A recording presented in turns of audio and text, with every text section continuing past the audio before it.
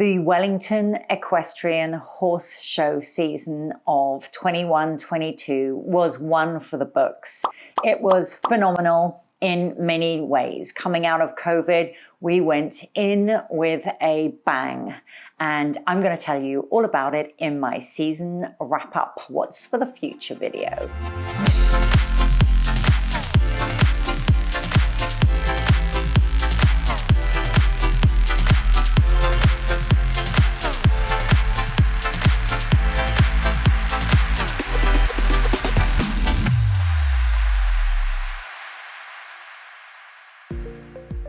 Hi, my name is Kirsten Kopp and I live in Wellington, Florida.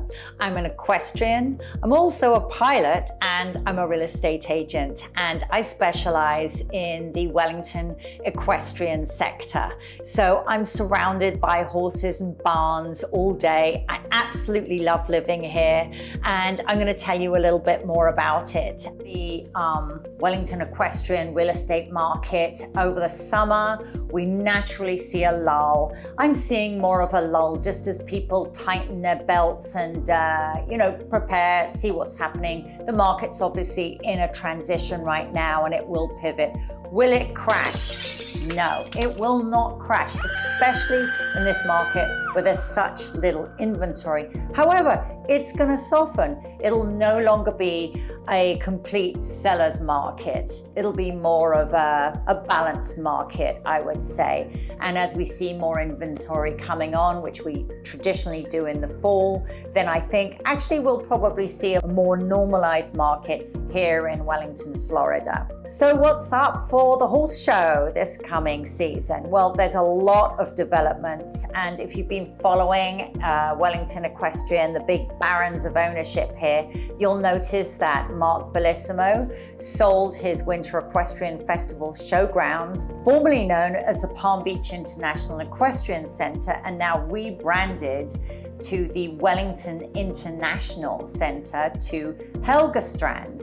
Helgestrand is a Danish company who really focus on dressage, which we need in Wellington because Wellington lost a lot of our amateur dressage riders to that gorgeous facility that they built up in Ocala called the World Equestrian Center, and how appropriately named. It's great, but we've got you guys.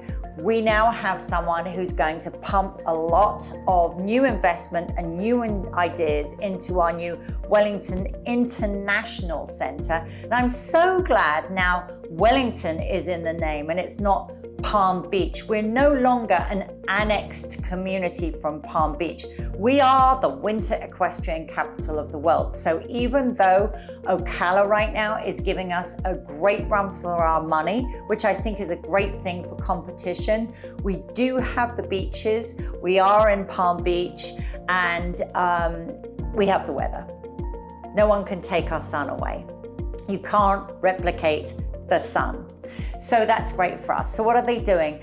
Well, I hear on the grapevine that they're already very busy resurfacing arenas at the Wellington International Showgrounds. They're building new barns. They've also bought a big section of property to the south, just where the old Littlewood would be. And I hear what they're going to do is they're going to extend the showgrounds, build out, incorporate dressage there, because currently the equestrian village, as it's known now, which is on the corner of Pearson and South Shore, is still owned by Mark Bellissimo.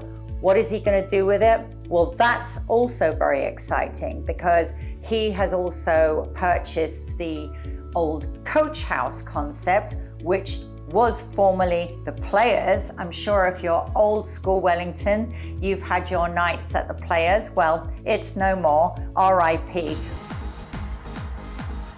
But I think that whole corner, Mark Bellissimo and his equestrian partners is planning to reinvigorate that zoning variant. You may remember that they got, I think about 5 years ago, it's a commercial floating zoning variant. There's a lot of rules about it, but it would enable him to go in and build a much needed hotel, banquet, retail facility on that corner. So that's exciting. But polo, what's going on with polo? Well, IPC has been sold as well. It's been a good year for Mark Bellissimo selling properties too.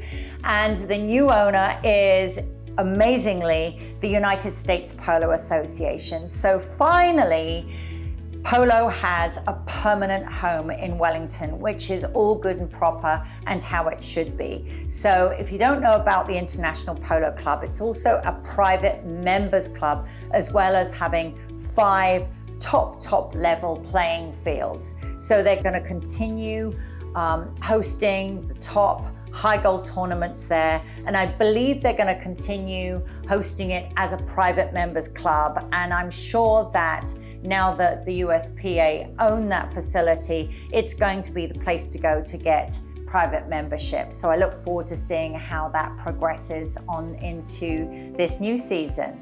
So that's my wrap up for this last season. It's coming into sleepy time in the South, where we enjoy going to restaurants without having to get a reservation. What? No reservation.